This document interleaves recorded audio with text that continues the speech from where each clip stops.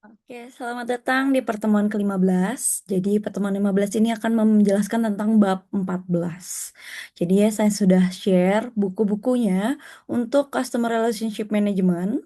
Itu ada di bab 14 ya untuk pertemuan 15 ini. Tentang evaluasi dan studi kasus global. Nah, sebelum nanti kita memulai ini, jadi pada akhir perkuliahan ini saya akan share untuk nilai adik-adik dan juga untuk kisi-kisi UAS karena ini merupakan akhir dari perkuliahan sebelum UAS. Oleh karena itu saya harap nanti adik-adik bisa mempelajarinya dan dapat menjawab sesuai dengan apa yang eh, benar gitu ya. Nah, selanjutnya kita akan menjelaskan tentang pendahuluan evaluasi dari Customer Relationship Management. Nah, apa sih itu ya dari kita udah pelajarin satu semester ini yang hampir penutupan. Jadi dari bab 1 sampai bab 13 itu kita akan membahas kemarin itu evaluasi performa dari analisis kasus yang ada dari perusahaan-perusahaan juga yang besar-besar. Nah, evaluasi ini bukan hanya tentang angka penjualan, adik-adik, tapi tentang apakah hubungan yang kita bangun benar-benar sehat dan berkelanjutan dengan customer. Jadi memang mungkin kalau kita lihat strateginya yang akan kita adakan gitu ya. Nah, akan diuji di medan perang bisnis yang nyata gitu ya.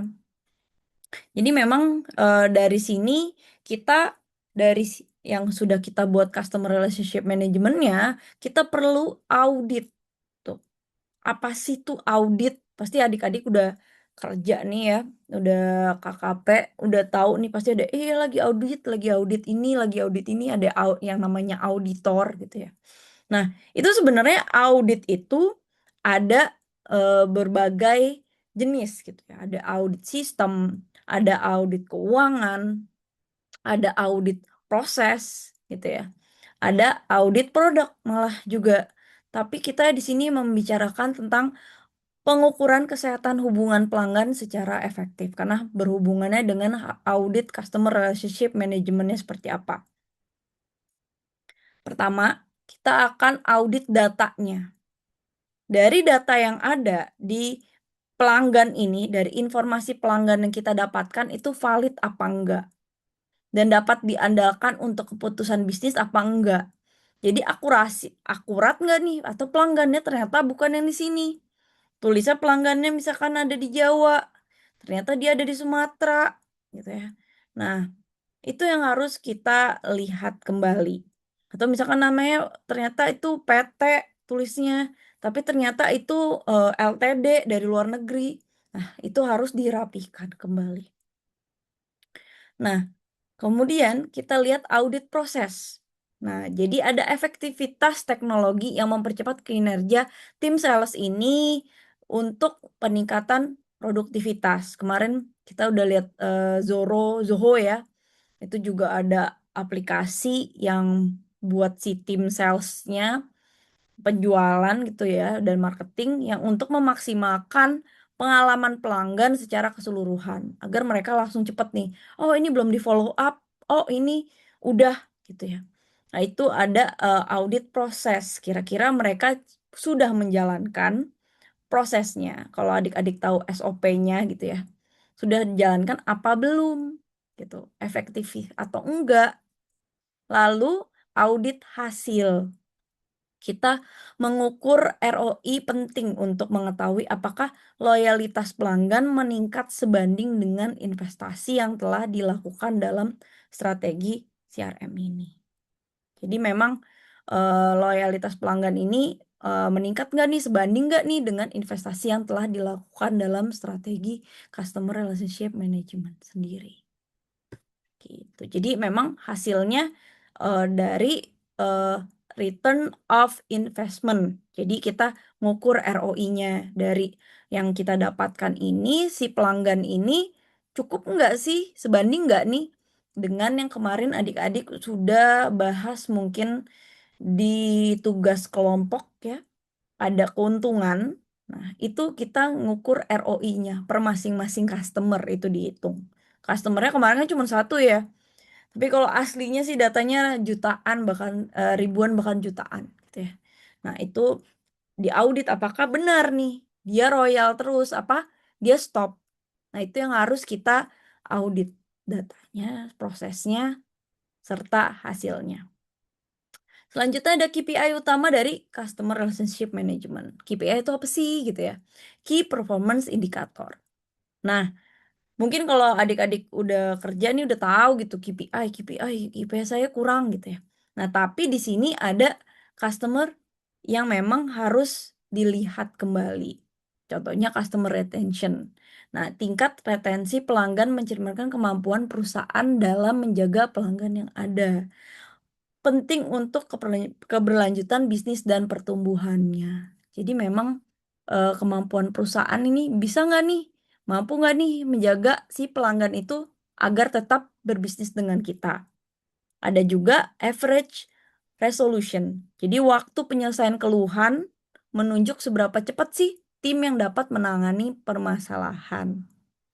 Jadi dari permasalahan itu close-nya berapa lama gitu ya. Nah ini kita bisa masukin ke KPI-nya, biasanya itu berbasis, perhitungan gitu ya. Jadi misalkan ini berapa persen, nah misalkan ini customer retention yang tetap terus ada, kemudian ada, rata-rata solusi gitu ya untuk si customer itu masalah problem gitu ya dalam, masalah pelanggan gitu berapa persen. Nah itu nanti ada perhitungannya. Kalau ada yang miss gitu, ada hilang 1 dari berapa, itu nanti akan berkurang berapa persen. Nah itu, nanti akan dibuat oleh biasanya sih atasan-atasan ya, atau bahkan corporate yang membuat. Tapi setidaknya adik-adik tahu. Kemudian expansion revenue. Jadi pendapatan tambahan pelanggan lama mencerminkan kemampuan bisnisnya untuk menjual lebih banyak pada pelanggan yang sudah ada. Jadi untuk peningkatan profitabilitas. Kemudian ada Net Promoter Score. Jadi di mana mengukur kesediaan pelanggan untuk merekomendasikan merek kepada orang lain. Jadi memang untuk indikator itu penting buat reputasi dan kepuasan pelanggan sendiri. Jadi memang ada nggak nih, pelanggannya gitu ya, pelanggannya minta A, terus kita rekomendasiin yang mana atau mereka malah ke yang lain. Nah itu ada indikator kepuasan itu sendiri dari si pelanggan. Nah ini bisa kita jadikan KPI-nya atau Key Performance Indicator dari si Customer Relationship Management. Nah Customer Relationship Management ini adalah suatu, bidang yang dalam perusahaan itu biasanya kalau udah besar, itu ada bagian untuk Customer Relationship Management sendiri. Nah adik-adik nanti mungkin bisa bermain data atau bermain yang lain gitu ya. Nah itu kita bisa lihat, cek lagi. Kemudian ada studi kasus dari Starbucks. Ini ada studi kasus nih. Personalisasi strategi meningkatkan pendapatan lebih dari 50%. Strateginya si Starbucks itu biasanya pakai aplikasi. Jadi kalau misalkan adik-adik kumpulin reward gitu ya, data perilaku pelanggan gitu ya, pengalaman mereka jadi, dapat reward kemudian, kurang berapa mereka nambah tuh ke reward-nya. Nah itu ada strategi untuk pendapatan lebih, dari situ pun aplikasi ini bisa ngajuin untuk, lagi ada diskon nih berapa persen, orang pada beli, lagi diskon nih, tahu gara-gara aplikasinya. Kemudian ada eksekusi AI. Jadi mereka, menggunakan AI untuk mengirim penawaran kepada si pelanggan, terutama di jam sepi. Kalau adik-adik download, aplikasinya Starbucks ya atau udah jadi, udah jadi pelanggan gitu ya, mereka di jam-jam kerja itu kan sepi tuh, pada kerja ya, pada nggak beli. Jam malam kan rame.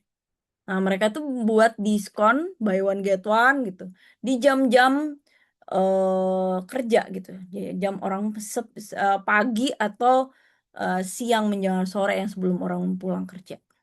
Jadi memang ada eksekusinya untuk, mengirim penawaran kepada pelanggan di jam tersebut, karena jam sepi bagi mereka.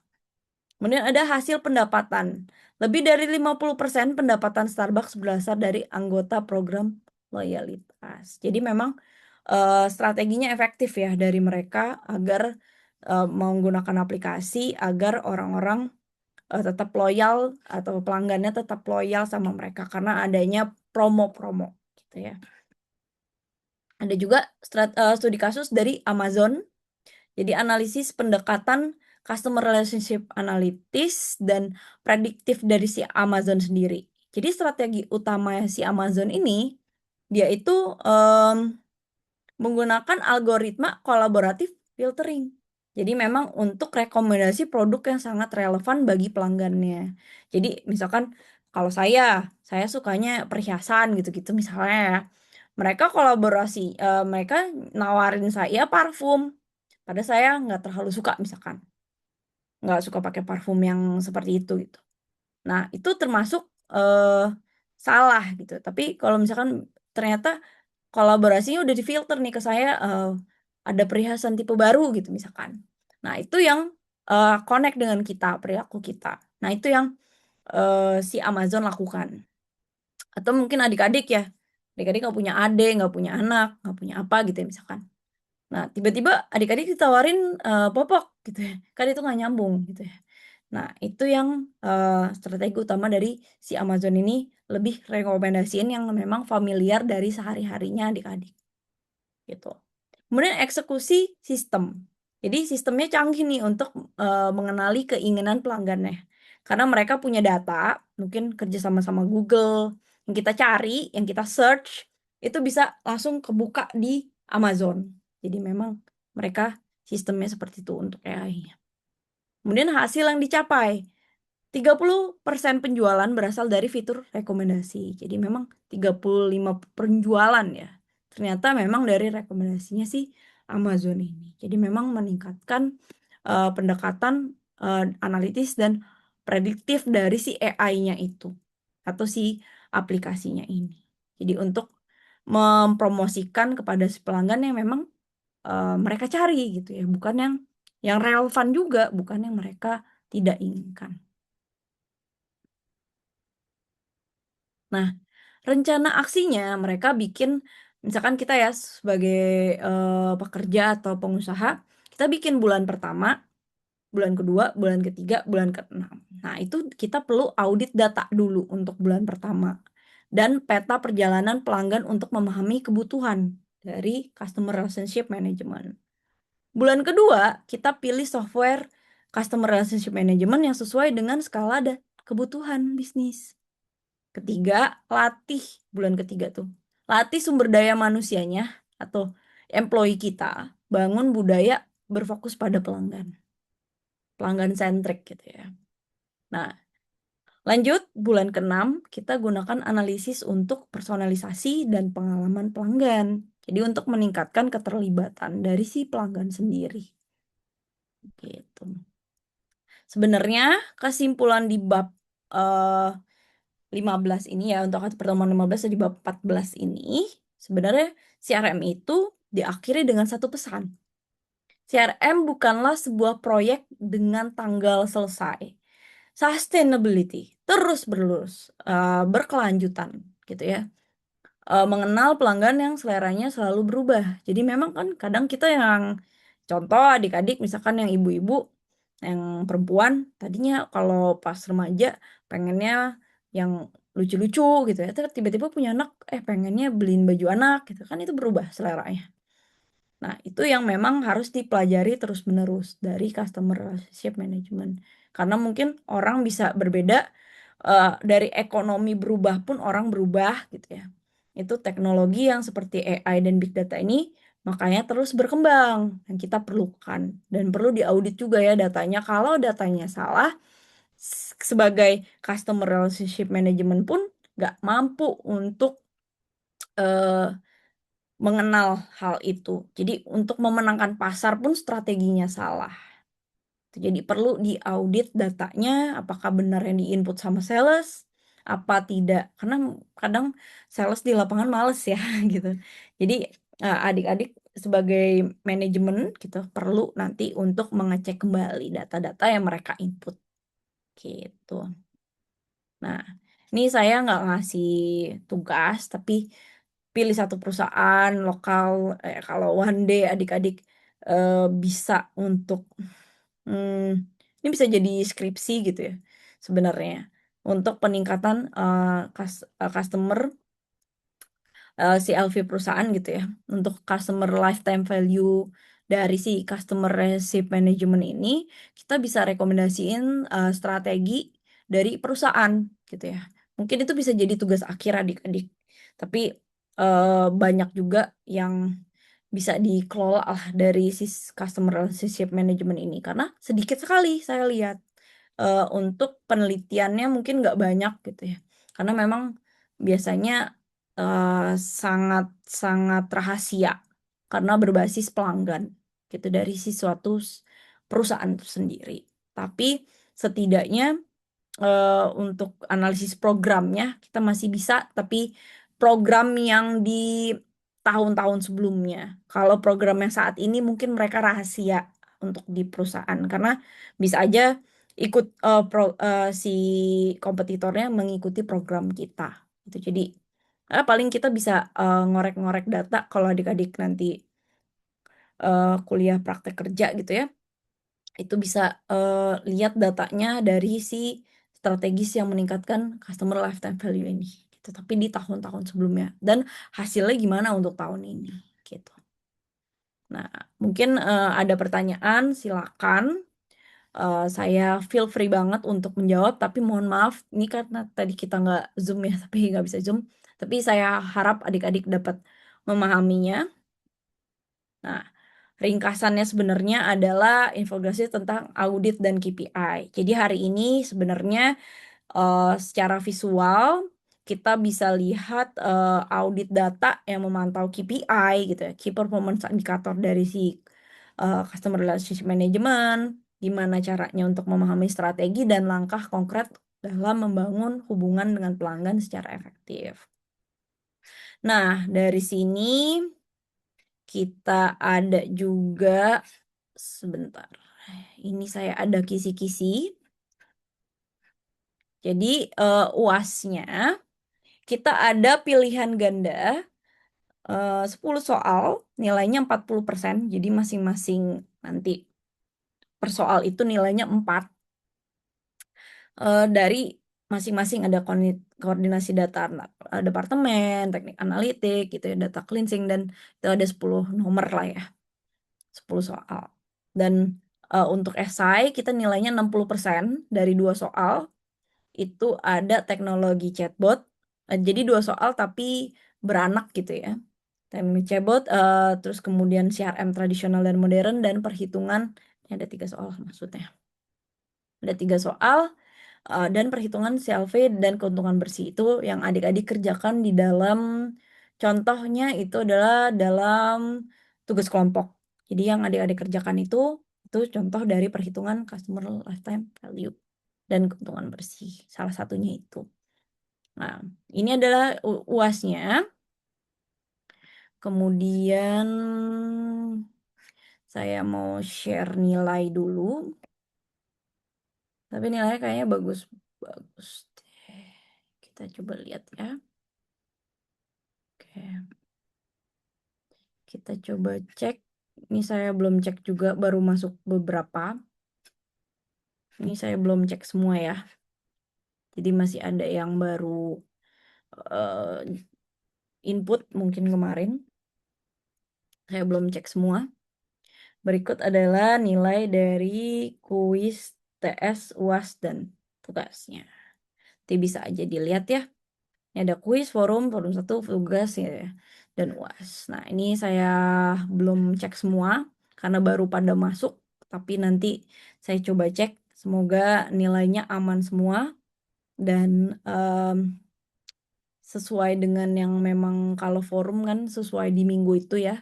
Jadi kalau misalkan itu saya mohon maaf untuk tidak dapat, adik-adik tidak dapat lagi untuk entry. Tapi kalau untuk kuis dan tugas kemarin saya perpanjang dan hampir udah tutup ya kayaknya, udah tutup untuk pertemuan, hari ini.